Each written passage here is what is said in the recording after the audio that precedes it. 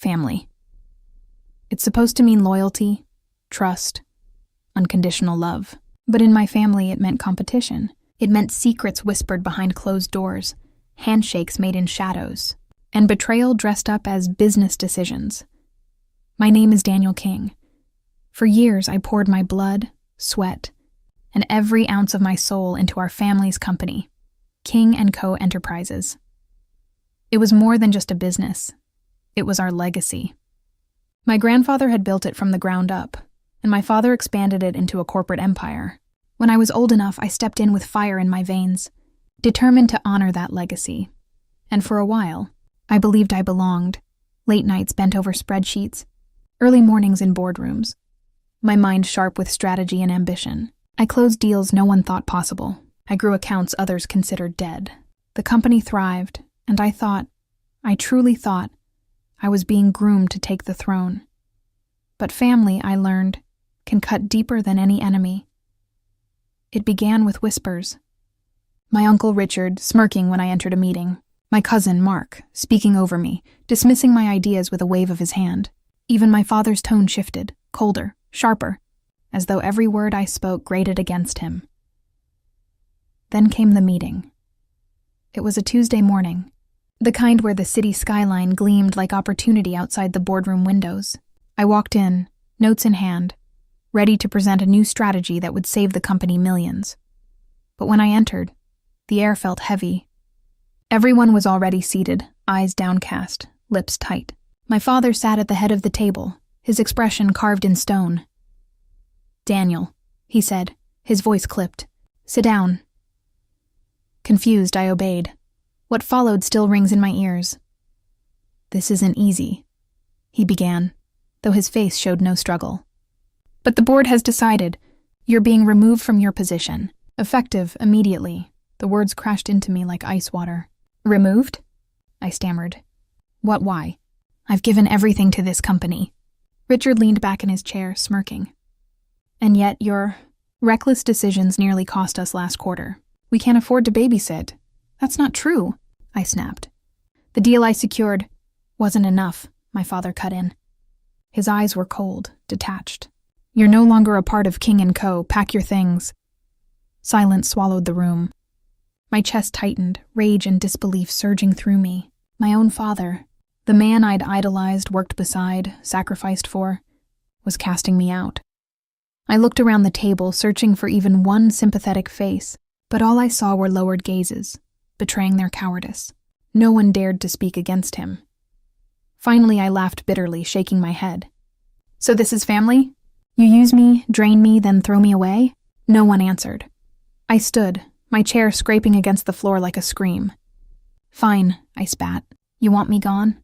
Watch how fast you regret it." I stormed out of that room with nothing but a fire burning inside me. They thought they'd buried me. But they didn't realize I was the seed, and I would grow into something so much bigger than they could ever imagine.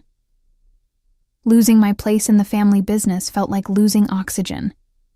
For weeks, I wandered like a ghost through the city streets, replaying the betrayal in my head. Every memory of late nights at the office, every deal I closed, every sacrifice I'd made, all of it reduced to ash by my father's cold words. But rock bottom has a way of sharpening a man.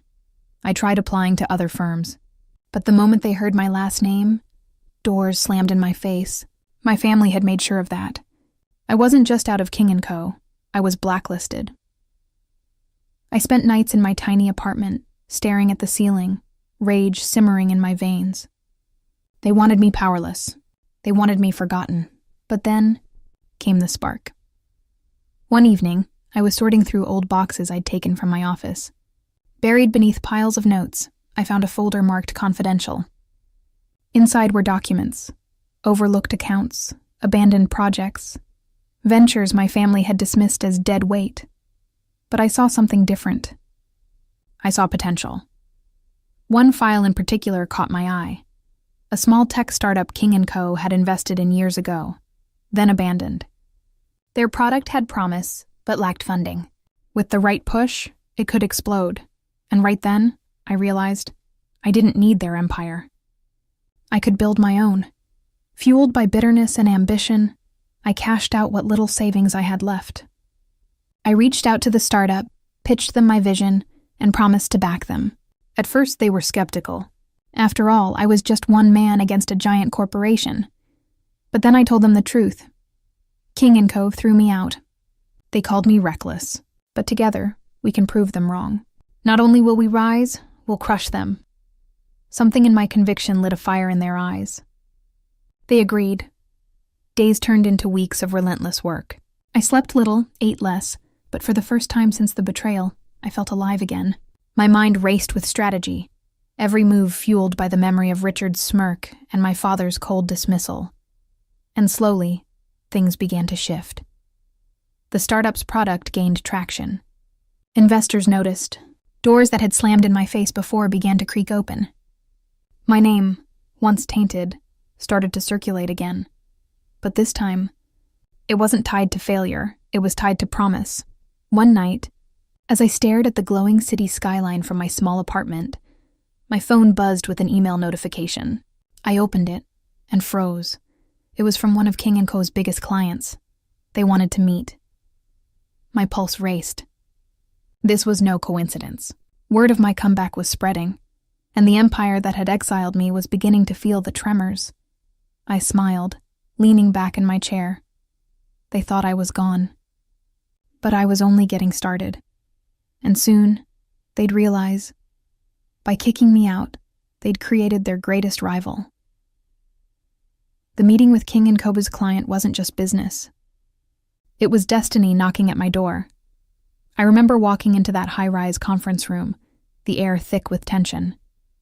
Across the table sat Mr. Caldwell, a titan in the logistics industry, the kind of man whose contracts could make or break entire corporations. "Daniel," he said, shaking my hand firmly, "I've heard interesting things about you lately." I kept my expression calm, though inside my heart pounded. "Good things, I hope," he smirked. "Depends on who you ask. Your family says you're reckless, but others say you're a visionary. I like visionaries." His words struck me like a spark to dry timber. We sat, and I laid out my proposal. No scripts, no hesitation. Just raw conviction. I showed him how my startup's innovative tech could cut costs, streamline operations, and outpace anything King & Co. was offering. By the time I finished, silence filled the room. Caldwell leaned back, fingers steepled, eyes narrowing as if studying every inch of my soul. Then finally he said, "You remind me of your grandfather. He was ruthless. But he got things done. I'll take the risk. I'll sign with you." That moment, his signature on the dotted line, felt like reclaiming a piece of myself. My chest swelled with triumph. But what I didn't know was that this deal would be the first strike, the first crack in the fortress of King & Co. word spread like wildfire. Within weeks, other clients followed. The startup I'd bet on exploded in growth, and soon, we weren't the underdog anymore. We were a threat. Meanwhile, inside King & Co., the atmosphere turned toxic. I didn't need to be there to know it. Rumors trickled back to me through old contacts still loyal in secret. Clients were restless, numbers were slipping, and for the first time in decades, King & Co. looked vulnerable. And then came the moment I'd been waiting for. One evening, my phone buzzed. I glanced at the caller ID and nearly laughed. It was my cousin Mark, the same man who used to sneer at me across the boardroom table, I answered casually. "Mark, to what do I owe the pleasure?" His voice was tight, strained. "Daniel, listen. We need to talk. Things at the company aren't going well?" I finished for him, unable to hide my grin. "What a shame." Silence. "You don't understand," he said, almost desperate. "If this keeps up, the board will—" I cut him off. "Mark, let me make something very clear. The day you sat there, silent, while my father kicked me out, that was the day you chose your side. Don't call me again." And with that I hung up, because I wasn't done yet. This was only the beginning. Inside King & Co.'s panic was spreading like wildfire. My contacts told me of late-night meetings, shouting matches in the boardroom, and Richard scrambling to hold things together. But the sweetest part? My father, the man who once looked at me like I was nothing, now faced the mirror of his own failure. Clients were fleeing, profits slipping, investors questioning his judgment, and every loss they suffered was a gain for me. Yet I didn't let victory blind me. I worked harder than ever, pushing my team to expand, innovate, and stay 10 steps ahead.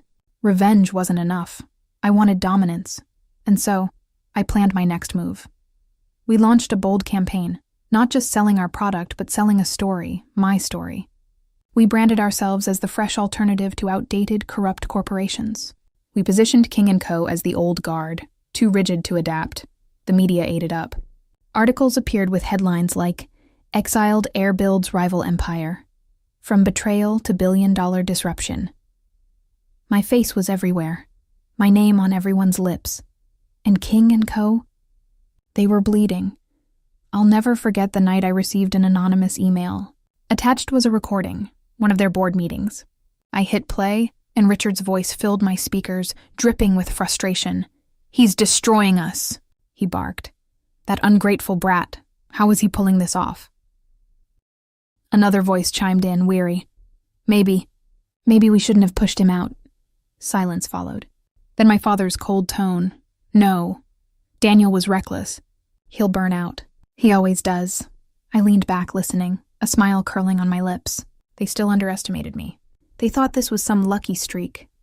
But what they didn't understand was that every ounce of betrayal they gave me, I had forged into steel, and I wasn't going anywhere. Still, beneath the triumph, a shadow lingered. Revenge burned hot, but I knew this war was far from over. King & Co. wouldn't go down without a fight. And somewhere deep inside, part of me still craved not just victory, but something more personal. I wanted my father to look me in the eye and admit he was wrong. That moment hadn't come yet, but it would, because as their empire cracked, mine was rising higher, and soon, the worlds we built would collide. The city skyline shimmered outside my penthouse window, a jungle of steel and glass that mirrored the war I was fighting. I stood there, drink in hand, watching as headlights weaved below like veins of light. Behind me, my phone buzzed relentlessly. New deals, new clients, new opportunities. Every vibration was another nail in King & Co.'s coffin, but power doesn't rise quietly. It thunders, it shakes the ground, and soon the whole city was trembling with my name. At first it was small, a magazine feature here, a business podcast there, but within months my face was splashed across headlines. Exiled son becomes industry disruptor. From outcast to CEO, the Daniel King story. The new empire rising. Clients who once bowed at my father's table were now calling me directly. Some whispered their betrayal, nervous of Richard's wrath. Others proudly declared they were jumping ship, eager to be part of the future. Every deal closed felt like pulling bricks from King & Co.'s foundation. And with each brick removed, my tower rose higher. But this wasn't just business. It was personal. I remember one night vividly. I was on a call with Caldwell, the man who gave me my first break. "Daniel," he said, chuckling, "I've got CEOs calling me, begging to understand why I left your father's firm for you." I told them the truth. "What truth?" I asked. "That the son they threw away is hungrier, smarter, and twice as ruthless as the old guard. You're the future, Daniel. Don't forget it." His words burned in my chest, not like a compliment, but like fuel. My team worked day and night, our offices buzzing with energy. People believed in me. They weren't just employees. They were soldiers in a war I refused to lose. I treated them like allies, not pawns, the opposite of Richard's iron fist rule. And then came the turning point. We landed a government contract, massive, unprecedented. The kind of deal that could shift markets overnight. When the news broke, King & Co.'s stock plummeted. Investors panicked. Analysts predicted collapse, and for the first time, Richard couldn't ignore me. He sent me a message, short, cold. "You've made your point. Let's talk." I stared at those words, my heart pounding. This was it, the recognition I craved. But instead of replying, I deleted the message, because this war wasn't over. Not until he begged. Not until the man who shattered me was on his knees. But little did I know, Richard wasn't just licking his wounds. He was plotting, And when King and Coer finally struck back, it would test everything I'd built. The storm broke on a Tuesday morning. I was in the middle of a board meeting, my team buzzing with excitement over our government deal, when my assistant rushed in, pale as a ghost. "Daniel," she stammered. "It's urgent. You need to see this." She handed me a folder, documents, reports, accusations. My stomach twisted as I skimmed the pages. Fraud, mismanagement, insider trading, all lies. But dangerous lies. By noon, the news cycle exploded. Scandal at Rising Empire. Exiled heir faces serious allegations. I slammed the papers on the table, fury boiling in my veins. Richard, there was no doubt in my mind. Only King and Coers had the resources and the motive to orchestrate something this precise, this poisonous. By the end of the day, we'd lost 2 major clients. Investors froze funding, and whispers began to circulate. Maybe Daniel isn't as clean as he seems. It was a counterattack. Brutal, surgical, effective. That night, I found myself pacing my office, fists clenched, rage simmering. My phone buzzed again, another call, another problem. But then it stopped, replaced by a single message from Richard. "You're not ready for this game, boy. Walk away before I bury you." I stared at the words, blood pounding in my ears. For years I'd dreamed of this war, but now that I was in the middle of it, I understood the stakes. This wasn't just about contracts or headlines. This was survival. And Richard, my father, wasn't going to stop until one of us was destroyed. I sank into my chair, chest heaving, as realization dawned.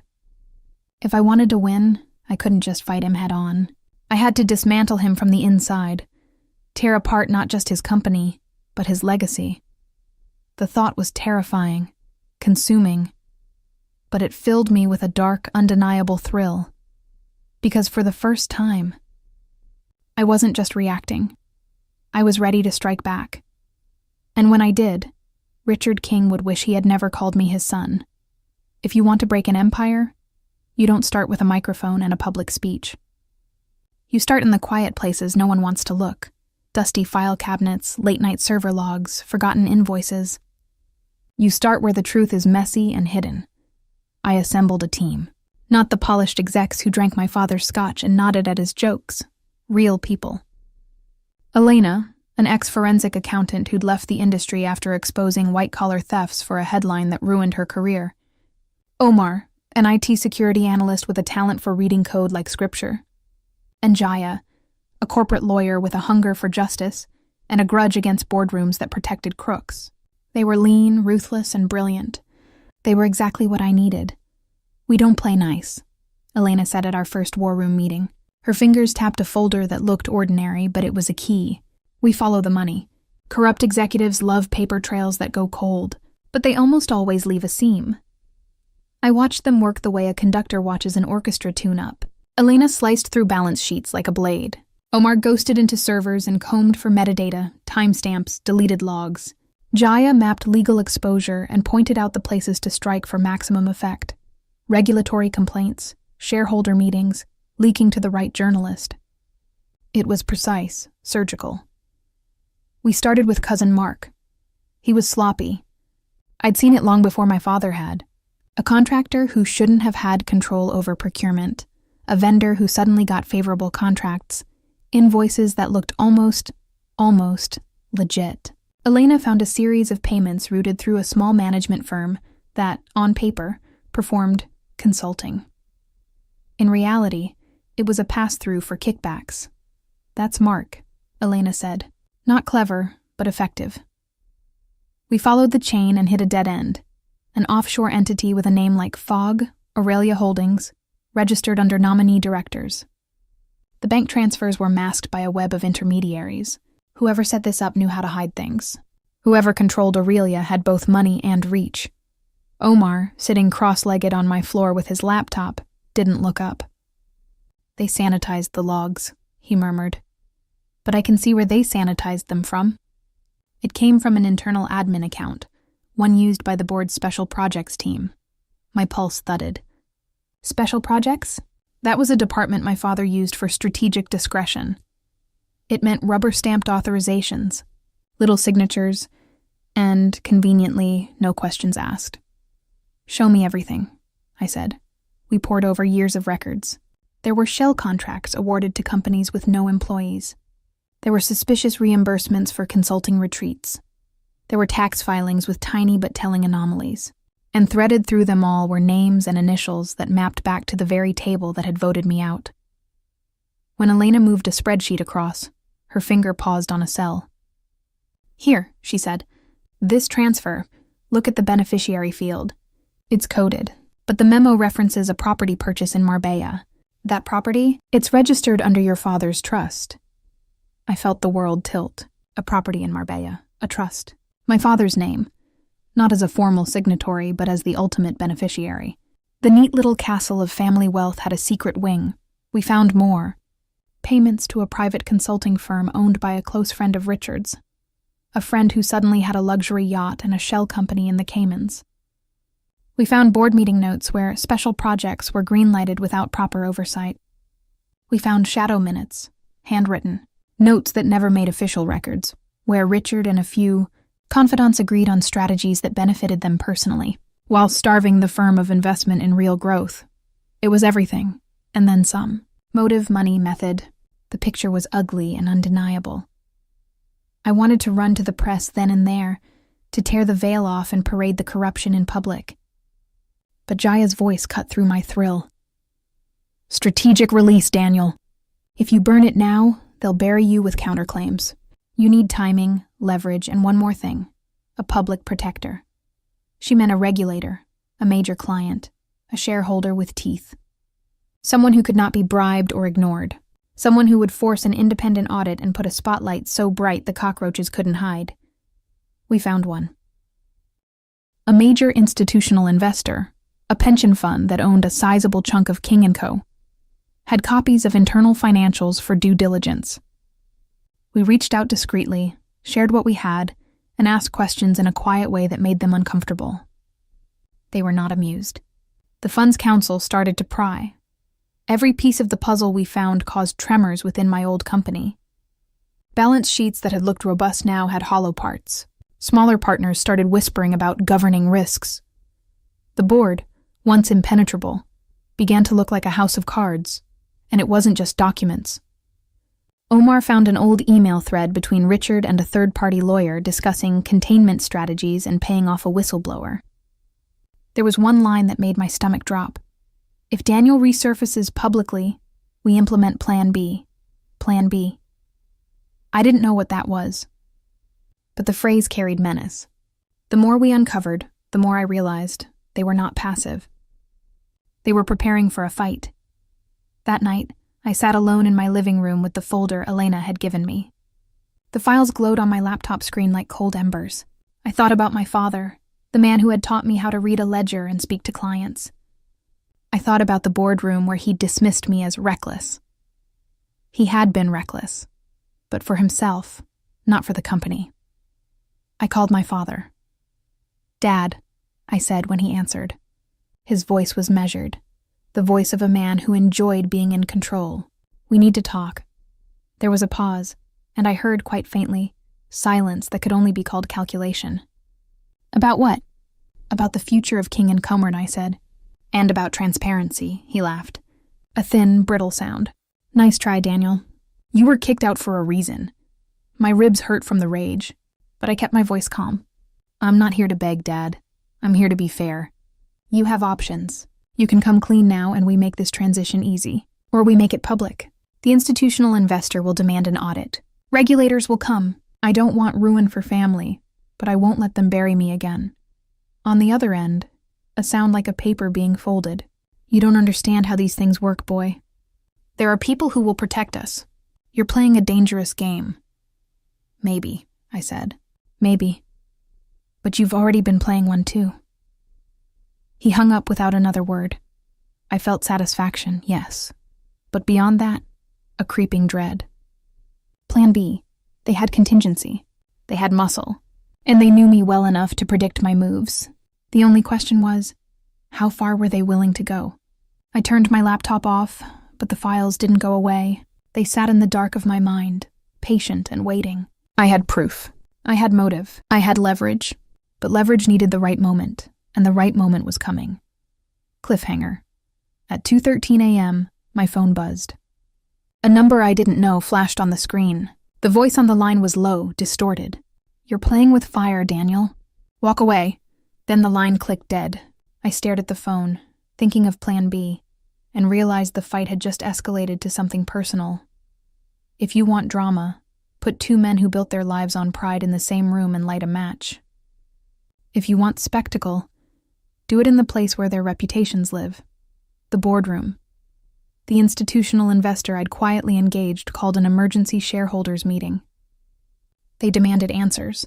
The board couldn't stonewall forever. It was the opening I needed. The meeting was scheduled for a Tuesday at 9 a.m. in a glass-walled boardroom that let the skyline be a judge. I walked in with my team, Elena, Jaya, and a quiet fury. For the first time since that Tuesday when they'd told me to pack my things, I stood in that same building with a dossier that could end careers. Some board members looked surprised to see me. Some looked afraid. My father's face was unreadable, the practiced mask of a man who'd hoped to avoid a public reckoning. Now, avoidance wasn't an option.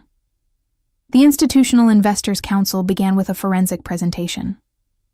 Pie charts, timestamps, cross-references that made spreadsheets look like crime scenes. You could feel the temperature drop in the room as evidence stacked up like verdicts. Richard's face thrummed with a new color, not just anger, but fear. He leaned over to Mark, whispering. I watched as Mark's confident posture crumpled. He was sweating under the boardroom. Lights, then Jaya stood, calm, lethal. We have reason to believe that a series of unauthorized transfers were made through shell entities and that senior officers directly benefited, she said. We request immediate suspension of those officers pending the outcome of an independent audit. It hit the room like an earthquake. Chairs shifted. Phones flicked on. The chairman, a man who rarely raised his voice, cleared his throat. This is a serious allegation. Yes, Elena said. And we have documentation. She pushed the folder across the table, copies for everyone. The documents were precise, annotated, and damning. You could watch credibility evaporate from faces as they read. My father's hand tightened on the arm of his chair. For the first time, his breathing sped. He opened his mouth, but then the door opened and security walked in. Not the polite, silent security that guarded suits and VIPs, but corporate legal security. Two men in plain suits carrying a sealed envelope. A hush fell. The envelope was addressed to the board.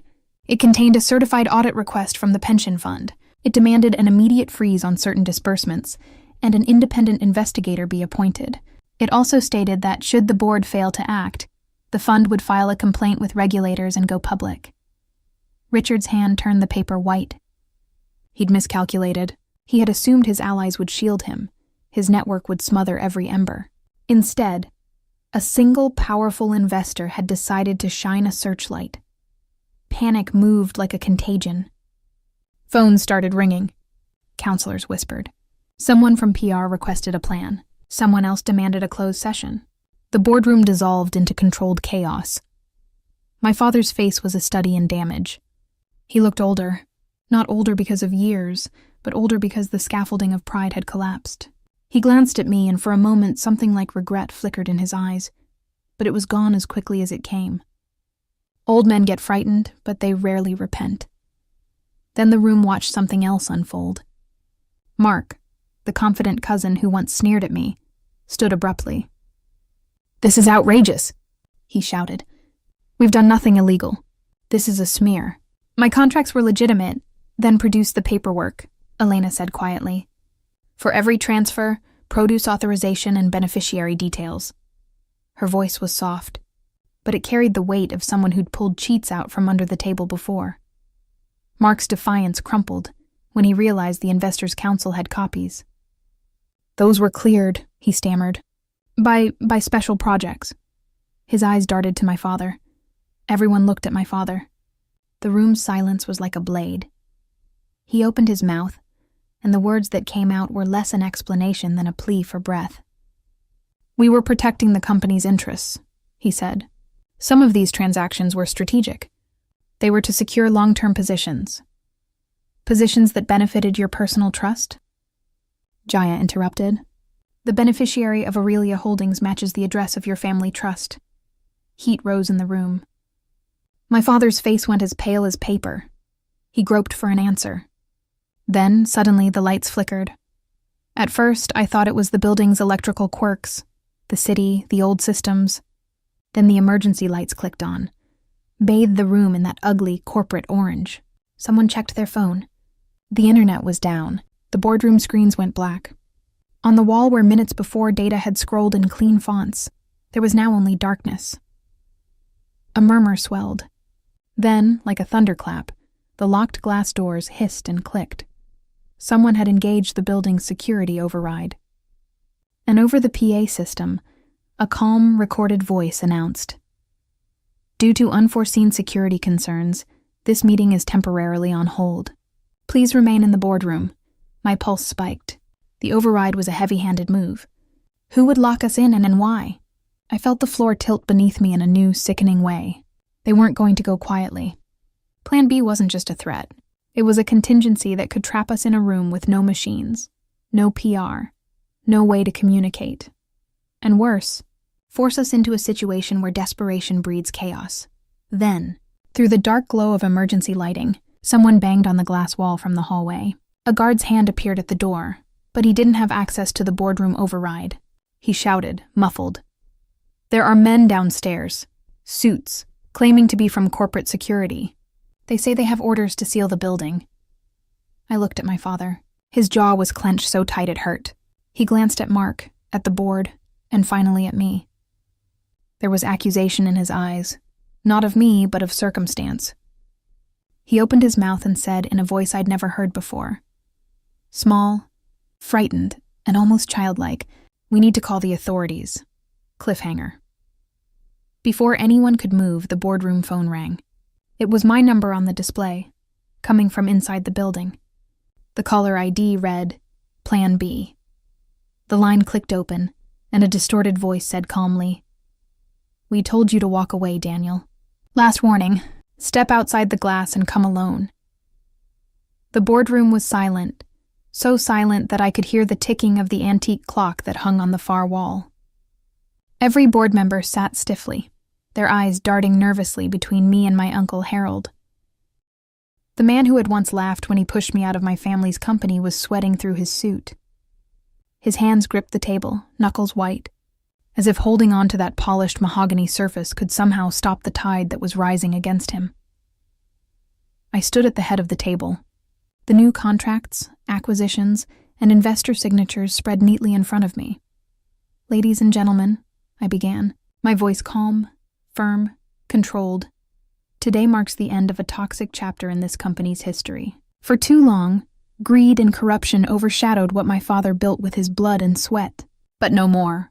I looked directly at Harold. His face was pale, his jaw clenched. "You see, I didn't just come back to reclaim my place here," I continued. "I came to finish what I started.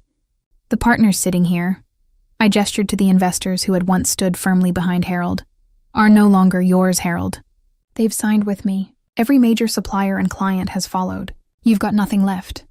A ripple went through the room. One of the board members whispered something under his breath.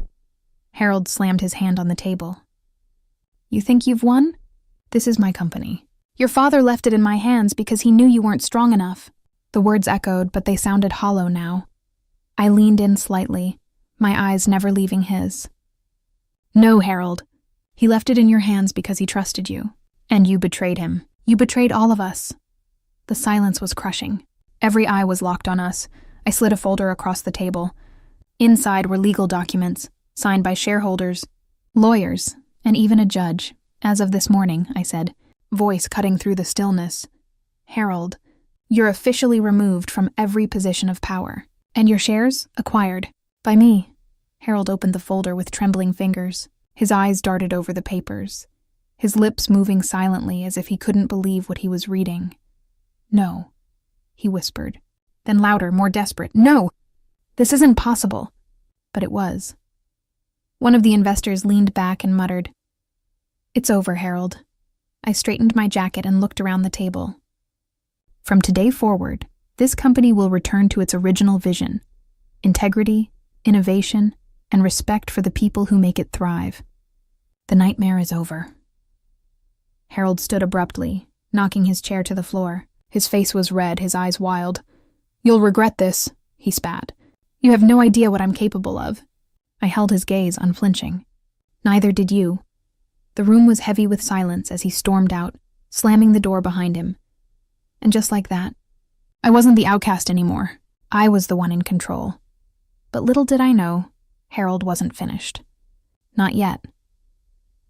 The following weeks were a blur of press conferences, restructuring, and rebuilding trust.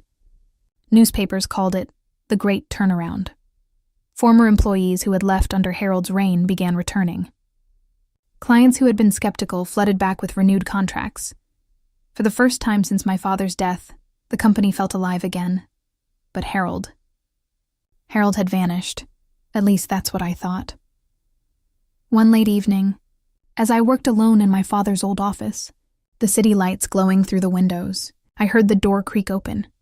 I turned, and there he was, disheveled, eyes sunken, like a man who had lost everything, and he had. "Enjoying yourself?" Harold's voice was hoarse. I stayed seated, calm. "What are you doing here?" He stepped closer, his movements unsteady. "You think you've won, but you'll never truly have this company. You're not strong enough. You're still that scared little kid." "Stop." My voice cracked like a whip. "I'm not that kid anymore." I stood, walking around the desk until we were face to face. "I survived your betrayal. I rebuilt what you tried to destroy. And you know what? I didn't do it out of greed. I did it to honor my father, something you'll never understand." Harold's lips trembled, but he said nothing. His shoulders slumped, his eyes glossy with the weight of defeat. "You had everything," I continued, softer now, "and you lost it all because you couldn't see past your own greed." For a moment, I thought he might lunge at me. But instead he let out a bitter laugh. "Maybe you're right. Maybe you are stronger than I thought." And then he turned and walked out. Slowly. Defeated. Broken. That was the last time I ever saw him. Months later, as I stood on stage at the company's annual gala, the crowd applauding, I thought about how far I'd come. "They kicked me out," I said into the microphone, my voice steady but emotional. "But today I stand here not because I sought revenge, but because I refused to let betrayal define me. I chose to fight, to rebuild, to rise," the applause roared. But all I could think of was my father. Somewhere, somehow. I hoped he was proud, and as the lights shone down on me, I realized something. This wasn't just about revenge anymore. This was about legacy, and I had finally claimed mine. The end.